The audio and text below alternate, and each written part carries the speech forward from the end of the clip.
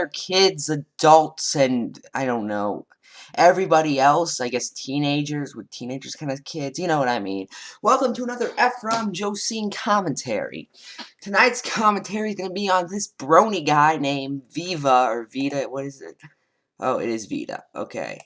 And, I was originally going to do this joke where it's like, I got my own pony OC. And then I was like, that looks lame, I'm not using it because it looked really lame. Or I was gonna, dress up as a pony, or I was gonna have a pony come in here and kick me. And then I realized that he'd probably also kick the camera and the computer, and that cost like thousands of dollars, and I don't even have the money to get a real pony for this one gag. How would I, afford a computer that was broken by a horse? Or ponies, horses, I don't really care. So instead, we're just going to do this straight like normal. I'm going to show you the video. I'm going to respond to it. You're going to see my beautiful face every now and then if I feel like he says something particularly stupid. With that said, let's get started. Howdy-ho, neighborinos.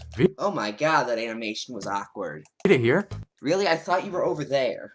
And with a returning guest, no less. Vida, I want to get off Mr. Pone's wild ride. Oh my god, the Count from Sesame Street.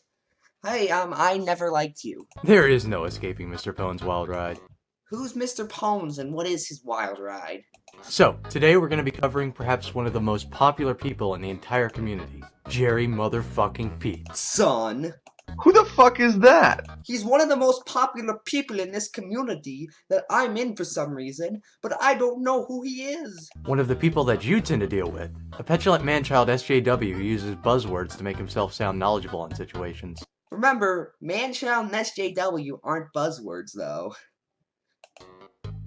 So a faggot. And that's not a buzzword either. Well, I mean, if you want to use more accurate terminology, sure. But without further ado, let's get right into the Jews. Oy vey. Okay, nothing about that joke was funny. Like, Vita's line might have worked better with a different delivery, but it just sounded like he was trying way too hard to make a reference. And Jass's line, oy vey, sounded like something I hear in a Full House episode before the live stream. I was like, ha ha ha ha ha ha ha ha, and I was wondering, why are you laughing? There wasn't a joke there. Oh, there was a joke there? Well, how was I supposed to know that? All around me are familiar faces. Worn out faces, worn out bases. Seriously, look at how worn out first base is these days in, like, ballparks. No Second Prances came out, there was an awful lot of buzz surrounding a scene toward the end where Trixie fires herself from a cannon into the mouth of an angry manticore. Say what you want about the show, but that sounds pretty fucking metal. Heavy metal, man!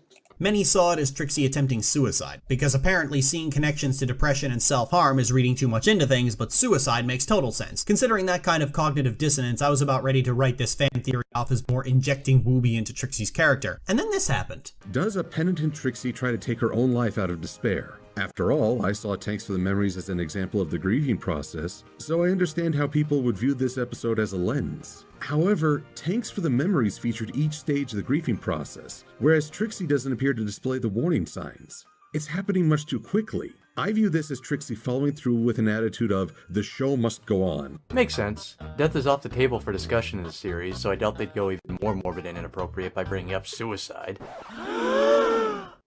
Not that suicide is inappropriate, I mean for kids. Love the sound effects. God fucking... Yeah, but I get what you mean. I love how Jass is just so much of a yes man.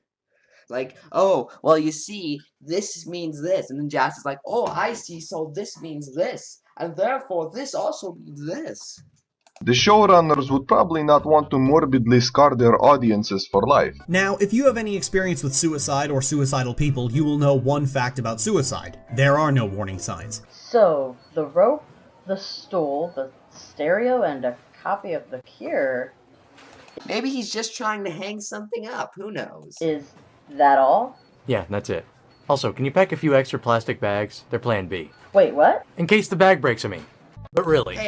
Hey, maybe that guy was just trying to hang something up, and it was like a Christmas light, and he also wanted to rock out while he was doing it. Is he seriously trying to say that every case of suicide ever has been void of warning signs? That No. every case is the same basic thing? All of these suicides look the same to me. That can't be it, right? That actually sounds kind of insulting, because it I like how you don't answer his question. implies that everybody is going through the same shit. How unprogressive of you, Jerry Pete. You're not funny, you know that? No, look at that. That same post says that all suicides are different, which kind of contradicts your previous statement about all suicides not exhibiting warning signs. The statement that I just made up in order to prove my own point, that didn't actually happen. Which means that you didn't really read this article, now did you? Maybe he can't read. Well, he probably can, but oh my god, this joke doesn't mean anything. It's also worth noting that this isn't even a study. It's some guy who lives overseas from the place where the show was conceived, talking about his personal experiences with people who commit suicide. From Harvard. You know, that really well-known, really smart university? The mental state and behaviors of people vary from country to country, Jerry, let alone continent to continent. Just take a look at Do you have any evidence of this? the amount of mass shootings in the United States What do mass shootings have to do with mental health? compared to pretty much every other place in the world. Not to mention, the funny thing about this post is it says right there that there's no warning signs, and then right underneath that statement he lists potential warning signs so you can stop. Am I the one who saw the word some there? It's not even that hard, I just had to read, let's count. Okay, some. One word! One word! Potential suicide from happening. There are no warning signs, except when there are. Many suicides, in fact a vast majority of them, come out of the blue to the people close to the person who died. The vast majority of people who take their own life do so impulsively, with the decision to do it being made just minutes or hours before the act. Oh, so now it's not just the majority, it's the vast majority. And that's a different thing? Tell me, from what statistics did you get that from, fuckboy? But I thought that every suicide was the same. Racist. Now it's a vast majority? Person, thing, whatever you are. Make up your I mind. should be saying that to you. What are you? I at least know V as a freaking pony. I have no clue what you are. Are you this demon? Thing is that... What are you? I don't know where you start and where you end, and I've looked at you from every single angle I can. What's with the blue line here? Mind. In cases where it is premeditated, suicidal people often do their best to hide any signals they might possibly give because they don't want to be stopped. They read the same freaking pamphlets that you did, so they know what not to do if they don't want to be found out. So they grab various suicide pamphlets and read about them? I don't know about you, Jerry, but if I saw a friend who has nobody in their family suffering from depression reading suicide pamphlets intently, I'd be pretty fucking worried. What? Just what? Okay, so saying that, you know, you read suicide pamphlets in like school and stuff means suicidal people constantly read suicide pamphlets? Do I need to defeat you? I don't think I need to counter an argument that is on the same level of overpopulation isn't happening because there is plenty of space. And just a reminder, kids, we still have 11 minutes of this video left. And I'm not ending until he ends. Or something that sounds that articulately awesome. We're having a wild ride. Oh yes, we are. We're not even halfway through. Almost like it's a sign of some sort, warning me of impending tragedy. There are no warning signs, except when there are. I just have nothing for you. Giving away prized possessions or talking about how you'd be better off dead are pretty big red flags for suicide, which is why suicidal people don't actually do it most of the time. I love how you introduced that doctor post as some sort of evidence of you learning about the topic, and then you completely ignore what it said. Sure, the post suggested that suicidal people will most likely, which is not backed by any studies might I add, hide their intent for suicide, but later it states the warning signs, which you showcased in this shitty PowerPoint presentation. Okay, we already established you can't read one word. Stop reminding me. As means of telling the reader to keep an eye out for those, because they may happen, while you outright say that they won't happen because Jerry said, or Lily actually, because she changed the channel name before this, said most of the time. You know what most means, right? Suicidal people are very sneaky. Suicidal people are ninjas. So you are misrepresenting what that article said. Jerry, I really don't mean to go on and on about warning signs, but... Warning sign! So yeah, You're not funny. I think there is some credibility to the theory that Trixie might have attempted suicide. It's actually extremely realistic to real-world suicides, and there was always a precedent for it. Oh yes, firing yourself out of a cannon into the mouth of a fictional beast is the leading cause of suicides amongst 35-year-olds. Cause you know, that's the sad audience that watch this show. Wait, what? Oh, I don't even know.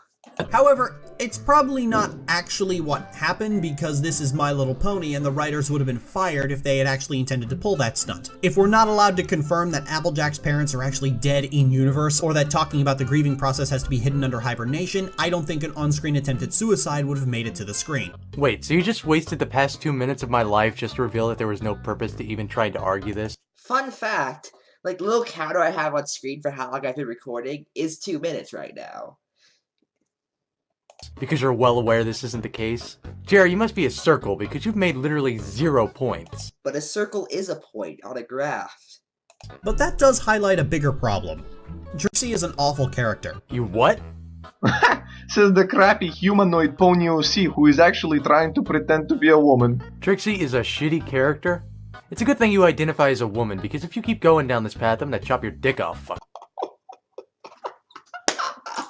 Don't you dare insult my favorite pony! We're all coming violence against you! Oh my god!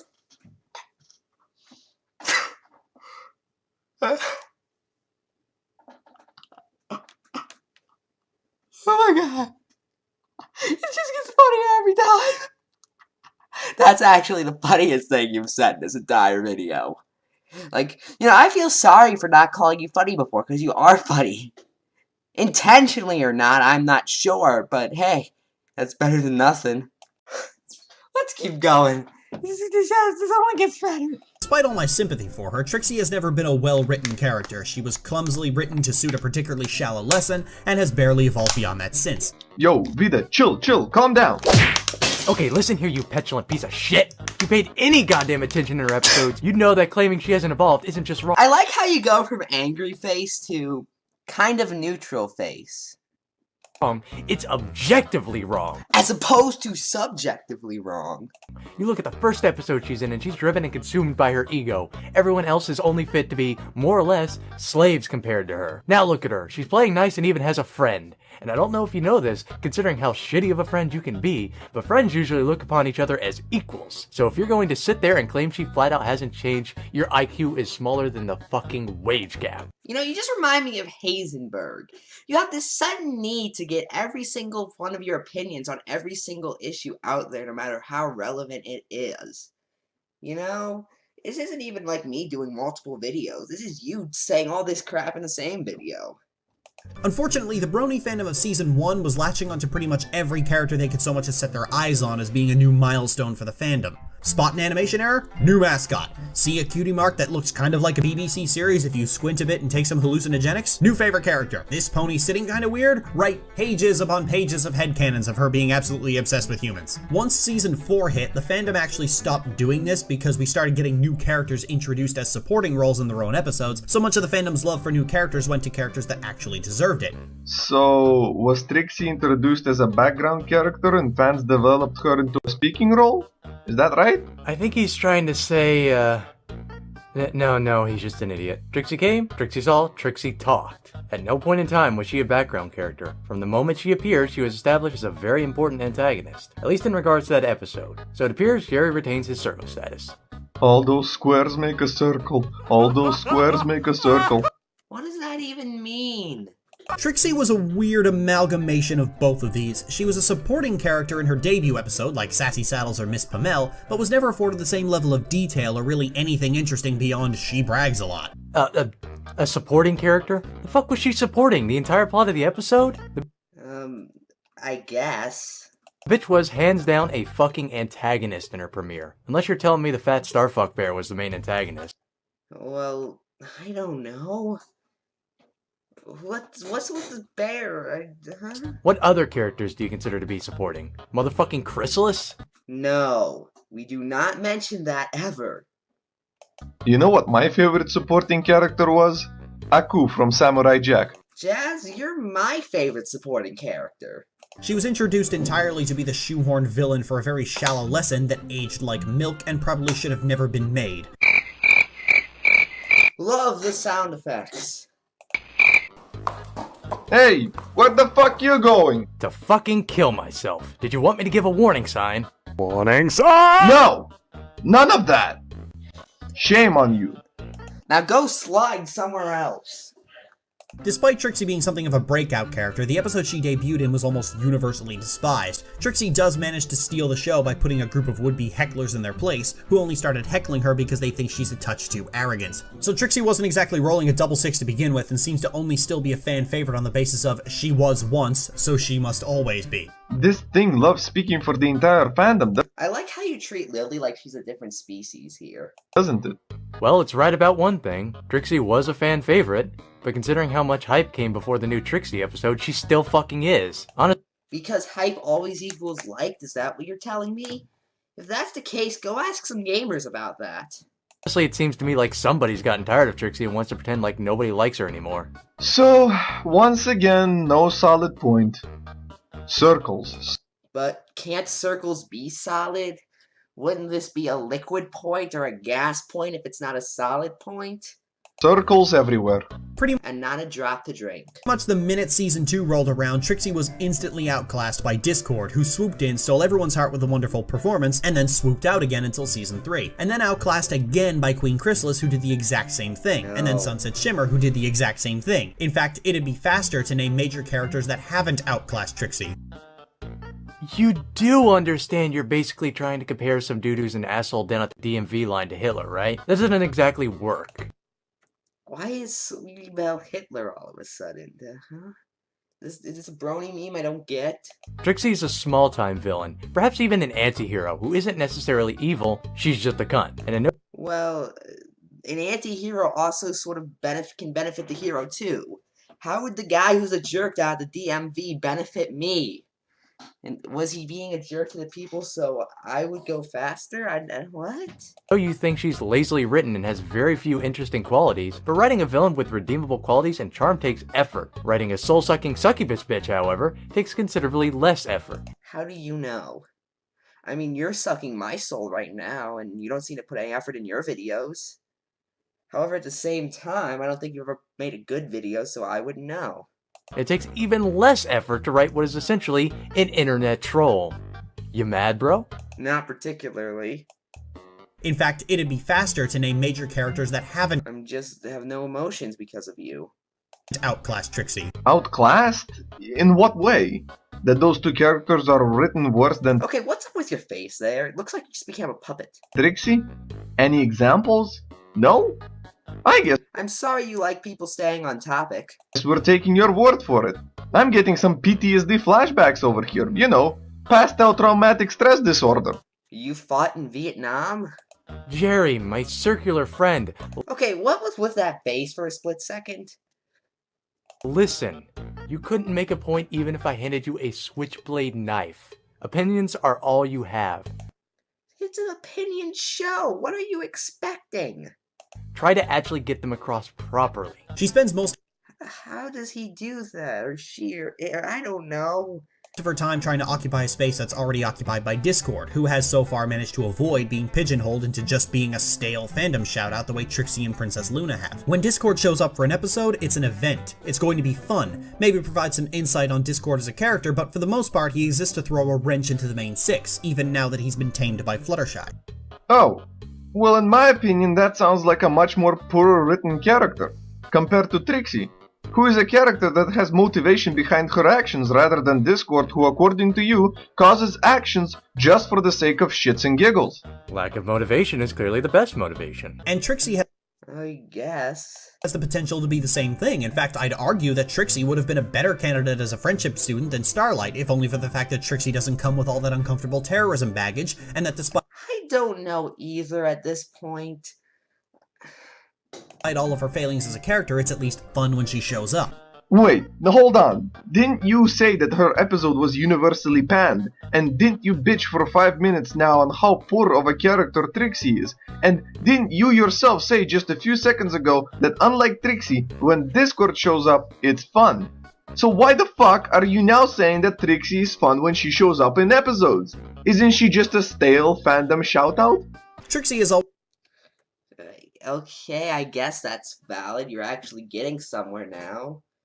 I like how the most valid point in this video didn't have who cares in it. been about as cynical as fan pandering can get, but she's never been boring. And I fucking quote, she's just a stale fandom shoutout. Stale fandom shoutout! Stale! Maybe Lily meant that she was stale as a fandom shoutout and not that she was stale in general? I don't know. I'm sorry. Faggot! The Ha! Congratulations, you're not funny. definition of stale is when something has lost novelty or interest over time. And Actually, let's go back to those other definitions. Not fresh, vapid, or flat, as beverage, dry, or hardened as bread. Huh. So I don't think... God, that could come out really wrong in any way I say it. And what did you say about her debut episode? That she was a boring and a fan-pandering character from the start! She can't even go stale according to you, you illiterate fuck! I swear to fucking God, every opinion he has conflicts with every other one. As I mentioned before, I think the fundamental flaw with Trixie comes down to the fact that she was created to teach a lesson that never should have been taught in the first place, namely that arrogance in and of itself is not only a worthwhile criticism, but an inherent personality flaw at all times. That's a pretty ballsy statement for someone whose balls got squashed in a blender. What? Plus, why are you using Lily's video as a background now when you just had a background? Did you just suddenly become Atheist Rue? Arrogance isn't always a flaw. In some cases, it can be a positive, like when you're trying to get a job. But in the context of Trixie's debut episode, didn't you yourself mention that people cheered for her when she put down her hecklers while she was doing a show? Why is that such a wrong thing? Isn't heckling during a show a negative thing as well? Which means that the main characters vilified her simply because she was arrogant and not because of the quality of her show. That kind of subtle writing shows you that maybe the villain isn't the only bad guy in the episode here, and maybe their motivations are just, despite their questionable ways of achieving success. Because when you think about it, what was Trixie's main goal? To put on an interesting show, to be liked by people, and to be looked up to, right? Isn't that what you're essentially trying to do with your own video over here? Aren't you trying to gain fans? Aren't you trying to make an interesting video? And ironically enough, aren't you being arrogant when you say that the writers of the show you're reviewing are doing a shitty job? Is arrogant on my bingo card yet? Because if it is, I just won like 50 rounds in a row. Even though the fans applaud them for it, and that you know better than the fans. And you know better than Lily, because I don't know. It's confirmed. Jerry Pete is Trixie. Oh, I get it now. Lily Pete is firing herself out of a cannon into the mouth of a fictional beast, and is also a blue pony with wizard clothes on because she is, I think, Trixie. I don't know. Or you just made a really poorly thought out comment that didn't make much sense in the grand scheme of anything. Would this be considered projecting? Yes, you see, there's a projector over there. Play some films off of it. Hello? Hello? As a YouTuber, there I you get are. called arrogant as an insult Well, okay, you're not there, but you know what I mean. a lot. Primarily because of one reason. When I express an opinion on anything, not only am I confident that my opinion is right, but I don't then turn around and start kissing the ass of anybody who might have a dissenting opinion. Oh my god. I thought you were just joking, but she is projecting. This video wasn't about Trixie after all. It was Jerry subconsciously lashing out at people getting on his shit for being an arrogant prick. Do I have to go back and shotcut and play the clip again? of me saying that, Lily Pete is not a blue pony being fired out of a cannon into the mouth of a fictional being. Which means that the lesson wasn't so pointless to teach because we have a prime example of a motherfucker not getting the lesson. Holy shit, this went fucking Wait, where'd your blue line go? places. We thought you were a circle before, but now you actually closed the circle. It's official. Jerry has ascended beyond mere mortality. He has become a divine circular being, the nature of which we cannot Where'd those glasses come from? comprehend. And, like And now they're gone. a circle, he closed out any lessons that might make him a better person. We should have seen the warning signs. Did somebody say Get out! Look, if that's you, if you really do genuinely get angry because you think I'm treating my opinion as if it's fact, oh well, you'll get over it. One of these days. Thank God for me. So, Jerry, how does it feel like to be the great and powerful Trixie? I don't know, probably the same way it would feel for you to be whatever it is you are. How does it feel like to look in the mirror every day and see Trixie in the reflection? When I look in the mirror, the only thing I see is the same exact person looking back at me. I bet you feel like a righteous faggot. You faggot. Well, this has been an enlightening experience. But guess what, Jace? No. Part 2, nigga. No! Holy crap, there's gonna be more of this? Well, until then, I'm Cifro Joe.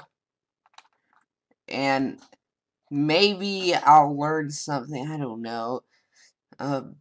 Stuff and things. Good night.